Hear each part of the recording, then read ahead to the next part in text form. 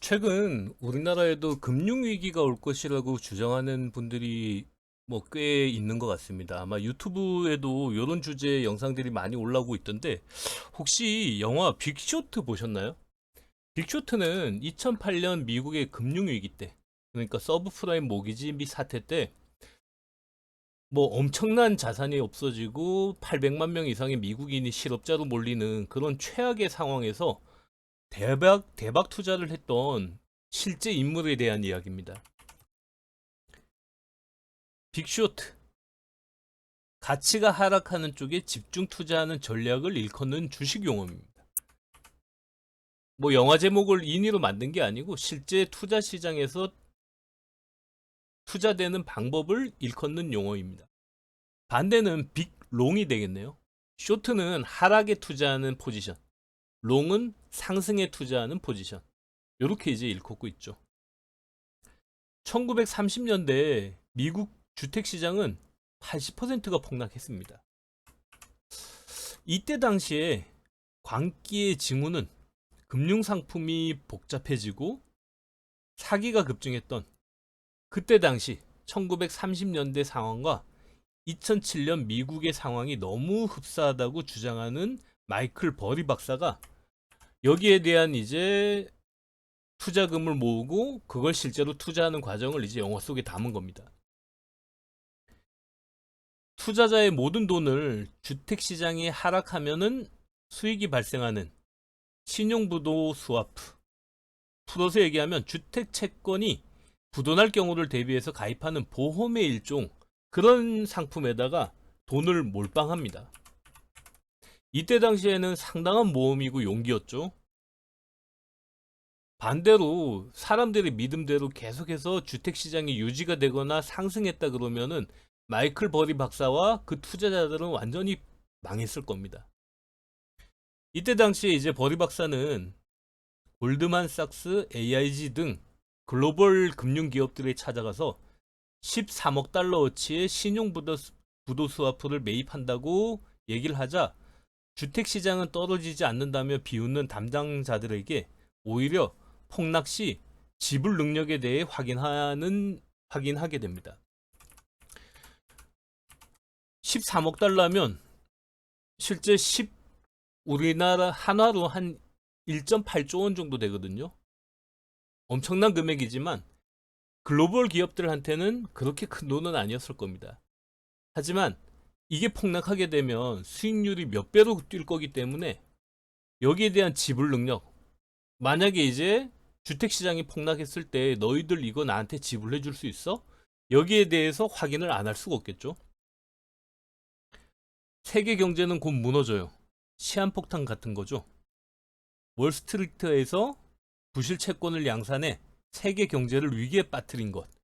이게 그때 당시에 서브프라임 모기지의 주요 이제 핵심이었습니다.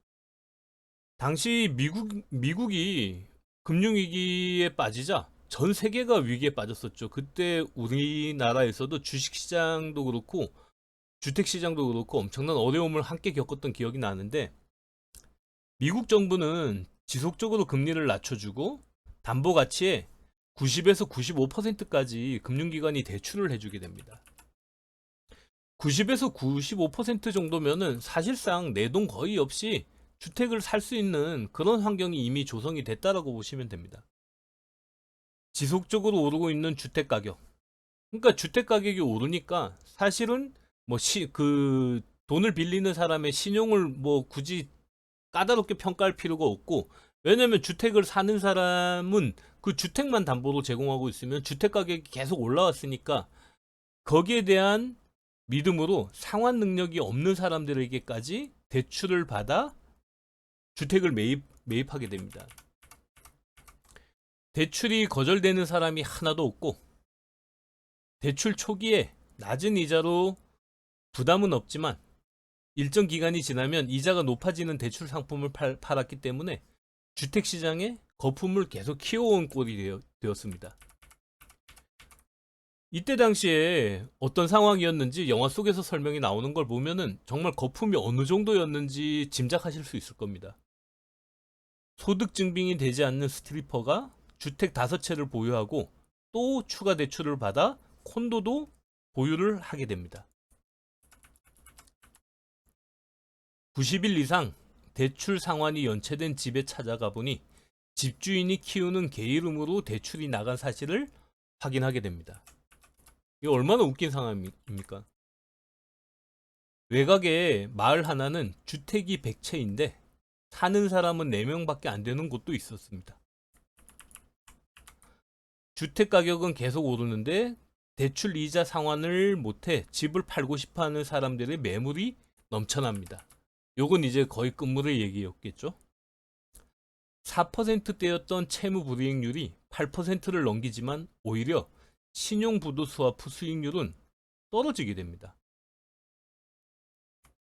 주택 가격이 하락하고 은행이 위기에 빠진다. 당연히 이제 신용부도스와프의 수익률은 올라가야 되는데 역으로 떨어진 겁니다. 수익은커녕 프리미엄을 추가로 입금해야 할 상황까지 몰리게 되면서 마이클 버리 박사는 굉장히 수세에 몰리게 되죠.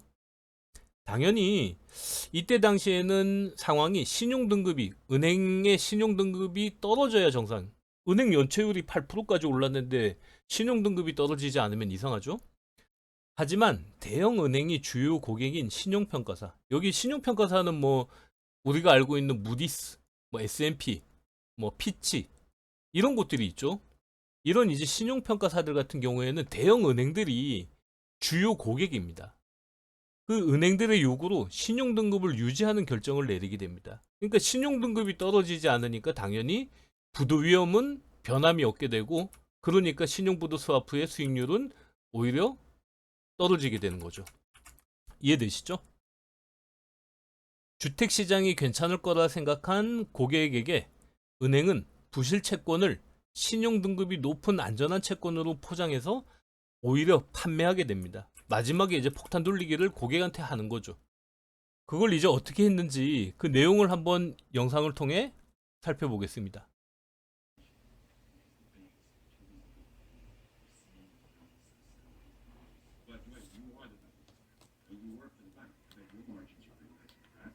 Let's not talk about my margins, by the way. Being nice and fat, that's a nice shirt. Do they make it for men? Aren't you the bank? I work for the bank. I don't think like a bank. Big bank, small bank, I like to make money. All right? Let me put it this way. I'm standing in front of a burning house, and I'm offering you fire insurance on it. How can these underlying bonds be as bad as you say? You wouldn't believe it. Nobody knows what's in them. Nobody knows what's in the bonds. I've seen some that are 65% AAA rated, that I know for a fact are filled with 95% subprime shit with FICOs below 550. Get the fuck out of here. You want me to really blow your mind? When the market deems a bond too risky to buy, what do you think we do? Think it is. I don't know. You tell me. All right. You think we just warehouse it on the books? No. We just repackage it with a bunch of other shit that didn't sell and put it into a CDO. The CDO? Yes. The CDO. What is that?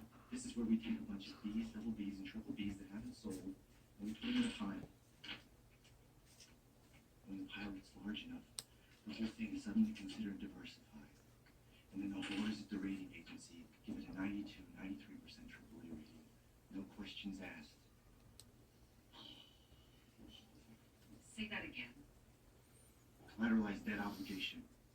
It's important to understand because it's what allowed a housing crisis to become a nationwide economic disaster. Here's world famous chef Anthony Bourdain to explain.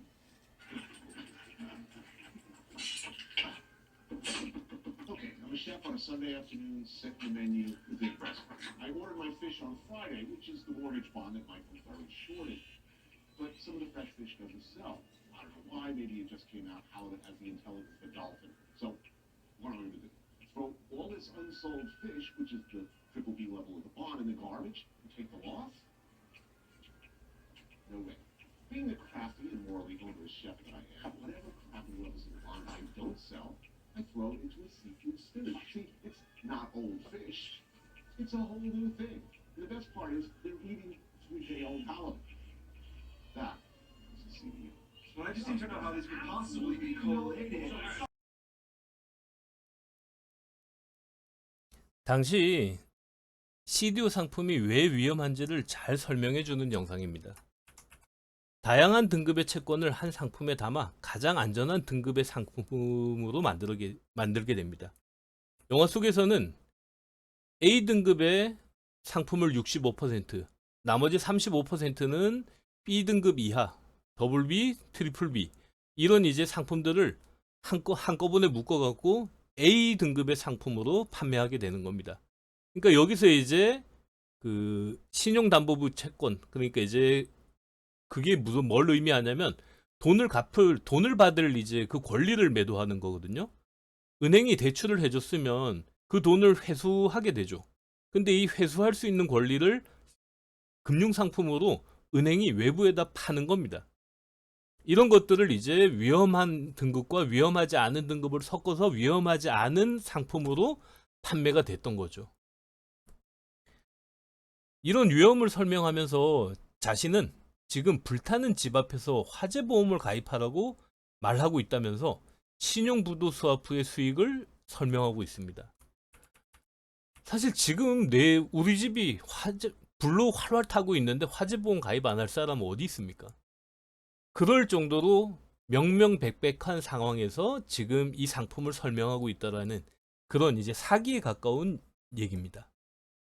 그러면 그 서브프라임 모기지를 촉발했던 가장 이제 위험했던 CDO 상품이 어떻게 무한 확장을 했는지 그 방법에 대해 설명하는 장면 함께 보시겠습니다.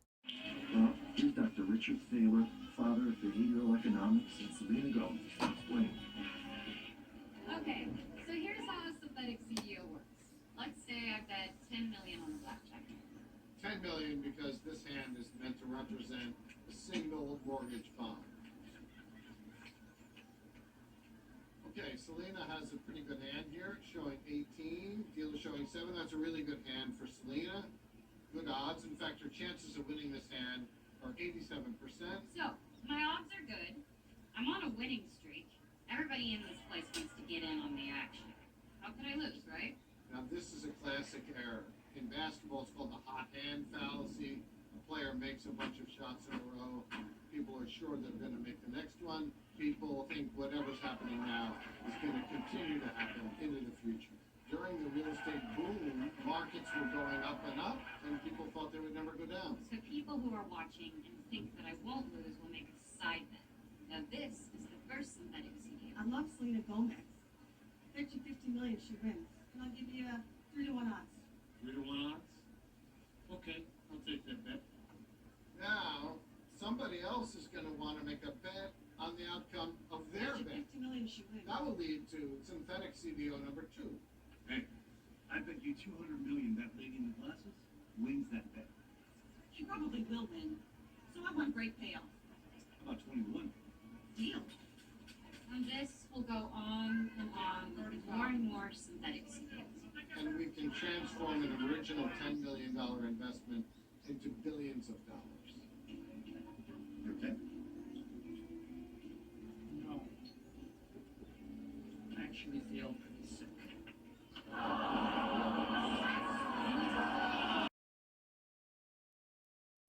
재밌죠? CDO의 상품 인기가 높아지고 절대 손해나지 않는다는 그런 인식이 퍼지자 합성 CDO라는 옵션 상품이 시장을 수십 배로 키우게 됩니다. 그러면서 거품은 정점에 이르게 되죠. 이게 뭐 지금 보시기에는 말도 안 되는 그런 이제 어떤 상황으로 보이실 수도 있지만은 당시에 미국에서 파생 상품을 어떻게 만들어냈는지 이런 것들이 이제 여실히 드러나는 그런 이제 설명입니다. 영상에서는 합성 CDO 상품이 얼마나 위험한지를 잘 설명하고 있죠. 금융위기는 미국 정부의 안이한 부동산 정책으로 주택시장을 맹신한 투자은행과 개인의 믿음이 얼마나 어리석은 상태로 이어질 수 있는지를 보여주는 한편의 드라마였습니다. 나중에 부동산 시장이 더 이상 주택 가격이 더 이상 오르지 않는다. 이거 어떻게 보면은 한없이 오르는 시장이 어디 있습니까? 아무리 뭐 주식, 코인, 뭐 금 어떤 시장도 계속 오르는 시장은 없죠. 중간에 항상 조정이 있고 하락 국면이 있고 이런 주기를 반복하는데, 당시에 미국의 투자은행이나 개인 투자자들은 주택시장이 계속 올라갈 거라는 믿음을 가지고 투자를 했기 때문에 결국엔 그게 엄청난 거품을 일으켰고, 그 거품이 한순간에 무너지면서 미국의 금융위기가 닥쳤던 겁니다. 물론 이 드라마의 끝은 은행가에게는 희극이었고 고객에겐 비극으로 끝나게 됩니다. 이미 위험의 징후를 느낀 은행들은 그 위험들을 전부 고객에게 떠넘기기 위해 마지막 순간까지 최선을 다했고, 금융위기 후 고객을 속여 채권을 팔아 엄청난 수익을 올렸던 은행 관계자 중 단 한 명만이 구속되었고, 나머지는 국민의 혈세를 지원받아 엄청난 인센티브까지 챙기게 됩니다. 이때 당시 미국에서도 뭐 말이 많았죠. 그 인센티브 때문에. 연기금, 퇴직연금, 부동산 시장에서 5조 달러가 증발했습니다. 한화로 약 7천조 원이 없어진 겁니다. 연기금, 퇴직연금, 이거 다 무슨 돈입니까? 미국인들의 노후 자산이었습니다. 금융기관에 속고 자신들을 속인 금융기관을 살리기 위해 세금까지 지원한 미국 국민은 800만 명이 금융위기 때 실업자가 됐고 600만 명이 자신의 집을 잃어야 했습니다. 엄청난 고통은 전부 국민이 감수하게 된 거죠. 거기에다가 노후까지 위기에 빠지게 됐습니다. 영화는 중간중간 상황을 설명해주는 다큐멘터리 형식을 취하고 있어서 이해도가 상당히 높아질 수 있습니다. 금융투자나 금융위기에 어떻게 이제 해야 될지 이런 방법에 대해서 좀 고민하시는 분들은 빅쇼트 한번 보시는 거 좋을 것 같아요. 이거 추천드립니다. 그러면 오늘 영상 이만 마치고 구독과 좋아요 부탁드립니다.